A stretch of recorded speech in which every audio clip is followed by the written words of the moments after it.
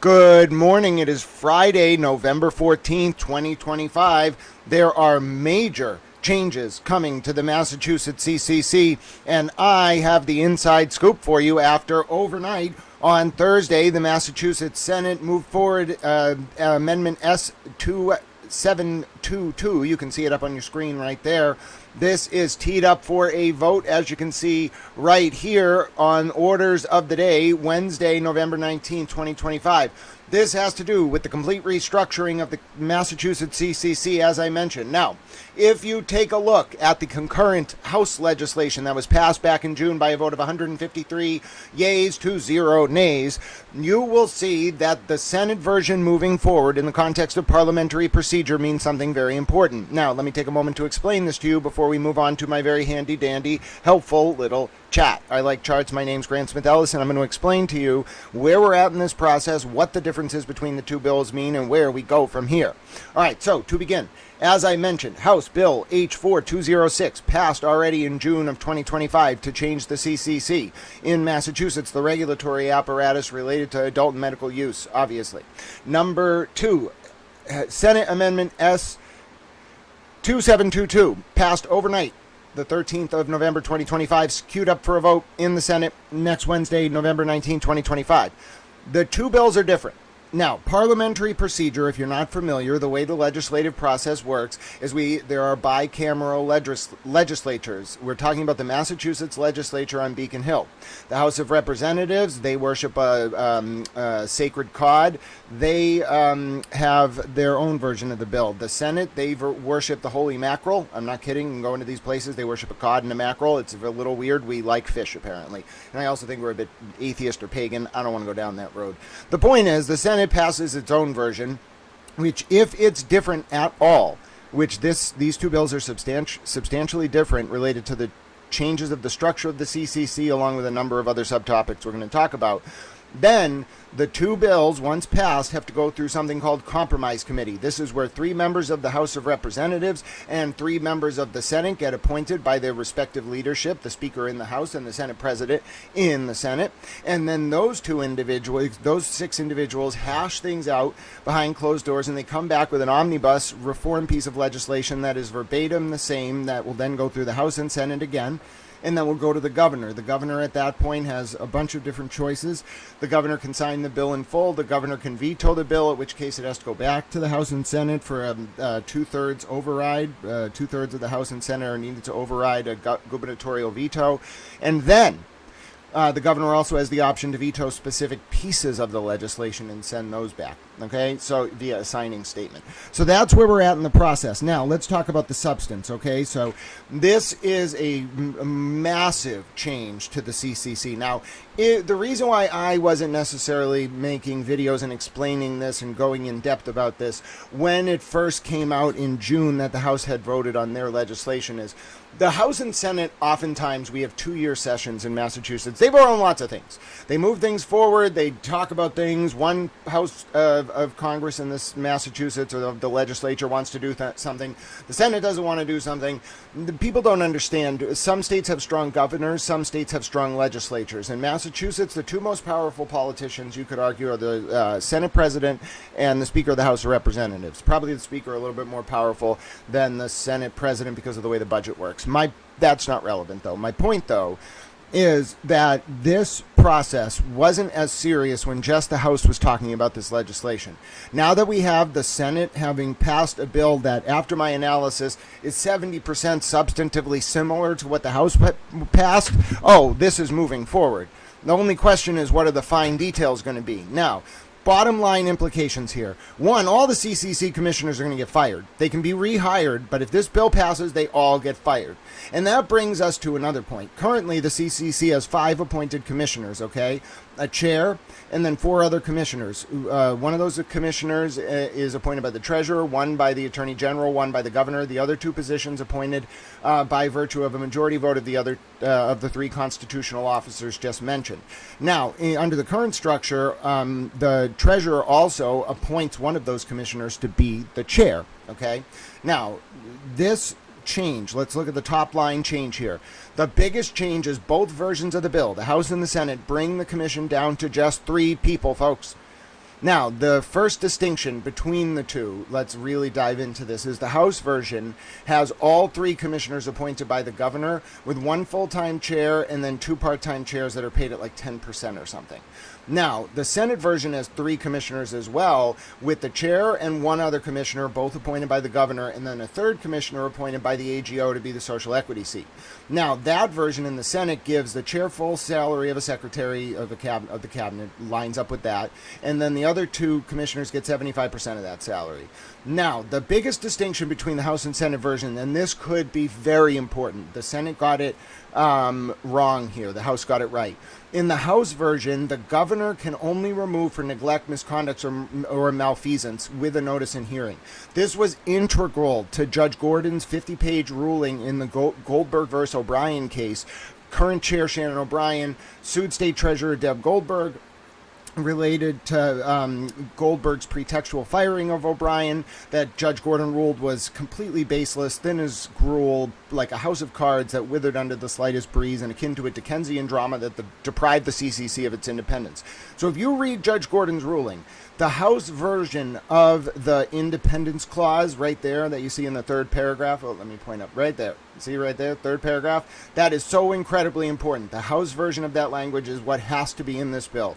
The Senate version allowing the governor or the AG and the governor to have just discretion to remove at any time would supplant and usurp the independence of an agency that Judge Gordon, if you read that ruling closely, has already explained is integral to the functioning of this market, of this agency, and of this thinly balanced regulatory structure that lies between entrenched, wealthy corporate interests in an emerging market that's under constant threat of consolidation at the expense of local mom and pop operators and therefore the public at large. Okay, so we have to be very careful about that. That provision in the House bill is way better than the Senate bill.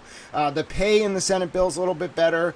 I think they're going to kind of meet somewhere in the middle, but the House can't bend on that language. They have to preserve that language. If you read Judge Gordon's opinion, that is what the moment calls for. The House language under that 3rd section, under commissioner removal, must stand. Must stand.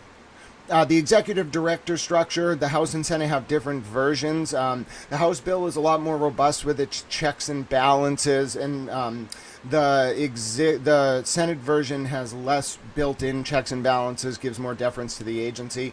The House bill, it has some good language in there. It might be a little bit more necessary, but it's unfortunate that it is to have that level of explicated check and balance. Now, some of the other big issues, I know folks, in particular, folks like Ellen Brown, the current chair of the advisory board's research subcommittee, are going to be interested in this. The Senate version eliminates the advisory board entirely. Okay, the House version keeps it. But changes to just governor appointees. But the Senate just gets rid of the CAB. Now, I think the CAB's done some good work, but I think we could just have, I guess the big thing about the CAB people don't like is how like MPAA is entrenched in the language of the statute ex officio and stuff like that. So, I don't know, the CAB's good, but I would say, like, it's a little bit too much inside baseball, and maybe just, like, have the good people from the CAB, like, appointed unrelated, like, they don't have to be on the CAB to be part of working groups, like, just pick out the ones who aren't very, like, corporate interest or selfishly interested, pick out people like Ellen and otherwise, then put them on like ad hoc committees for the commission. I don't think we need a CAB. It gives the artificial impression, Ellen doesn't use it this way, but for a lot of people on the CAB, it gives the artificial allure of relevance and influence that can be leveraged when really it's like at best, it's like a glorified, I'm not degrading Ellen, but it's like a glorified public forum the CCC has to look at. Now, that's good if you're doing policy work, but also the title can be misrepresented. So, I don't know. I'm interested in hearing Ellen's thoughts on that. She's on the CAB, so. But anyway, the Senate eliminates it. Now, the next biggest distinction here is between the regulation of CBD, okay? The House version really drives in on the regulation of consumable CBD and hemp. It creates a whole new chapter of the law. It creates a tax on retail.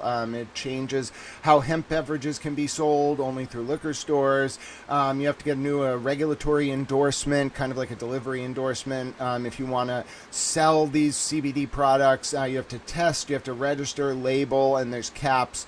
5 milligram container for hemp beverages, and then if it has any trace CBD at all. Now, under the House Senate version, there's no changes to hemp at all. I think they got to do this because the federal government's already starting to crack down. As you know, hemp is now illegal federally. Basically, they changed the whole rules in the Omnibus spending package via a rider amendment that it's really about like whiskey and like Jack Daniels, I think, in Kentucky. But anyway, they lost. The hemp people lost on the federal level. So I think they have to do this, or we're going to run into this like federal and state enforcement issue. And you don't want the feds, so you're better off just acceding to 20 pages of regulatory enforcement. It's going to change the game, the way some of these hemp operators operate right now. Like, they're doing all this stuff that the government's trying to regulate, so clearly the government's onto them. No amount of lobbying is going to stop it. If you're going to do it, I don't think it needs to be that strict. Maybe they talk about it, but you can't just not regulate it, or the feds are going to come in. The other thing is the retail license cap in the adult use space. The House version has 6 per entity. Way too many. It would lead to market consolidation. But the Senate version has 4. Okay, that's a little bit better. I hope they don't meet at 5. It's unnecessary. Even 4 is too many. Okay, it's going to lead to market consolidation, not market expansion. If new people want to get licenses, they're not worried about the 3 retail license cap. I promise you. Only existing operators are. Then the way that the bills look at medical operators, the House version keeps 3 fully integrated operators. There's other medical license possible, but no hard cap. The Senate version has 3 medical licenses with nothing about integration. So basically House keeps fully vertical integration, but allows for new license types. And then the other ones, the Senate version seems to just open the door to all new types of licenses. The House preserves the vertical integration concept, which is you have to be retail, cultivation, and manufacturing together with a $500,000 escrow if you want to open a medical retailer. It's a pathway, it's a barrier to market entry, but you have to be careful about how you go about breaking up these licenses. And basically the House bill thinks about it. So there's a 36-month exclusivity for social equity businesses for any new non-integrated medical license types. So that's basically what I wanted, so I'm supporting that language in the House bill. Somebody must have been listening to me just yell about it. Like, I'm never going to support this unless you put that in there. And then they did. The Senate version has no exclusivity period, so it's not really useful. The House version's better. If they're going to allow new medical licenses that aren't vertically integrated, which is in the House bill, although it's not mandated, then you may as well have the priority period. Public possession limit is increased to 2 ounces instead of the current 1. That's a big deal. Keep an eye on that. Both bills make that change. The home grow is changed a little bit, where the plant limit is changed to, it looks like just for adult use, to no limit on the number of plants, but still 10 ounces in your home. And then the same concept in the Senate bill. Also the credit delinquency list. So if you fall behind on if you take product and don't pay for it, there's a 60-day rule, after which point there's a public list, and then you get penalized and you get fined. There's a fine if you don't pay the person back. You can't get new product. That language is the same in both bills.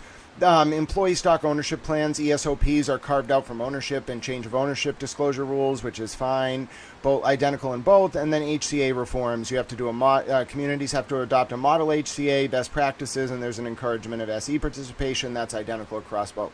So there you go. Those are the 2 distinctions. The Senate will tee this up for a vote on Wednesday. I expect it to pass 39 or 40 to 0. It'll go to compromise committee. That'll take a few months, but we're looking at fundamental change to the CCC if the legislature passes this bill. And at this point, it looks like leadership wants it. We can really see the vision. I don't know what this means. I really hope people, the appointing authorities, let Shannon O'Brien stay, and Kim Roy and Bruce Stebbins, if it goes down to 3 members. They're the ones who did it over these past few months with 3 members. They're working hard. don't rock the boat too much. Tee up the changes, but let them finish out their terms and turn it over. All right, my name's Grant Smith Ellis. Follow along, youtube.com/@GrantSmithEllis, x.com, Grant Smith Ellis if you want more. Looking forward to talking to you all soon. Thanks for watching my recap. Big changes coming, and you heard it here first.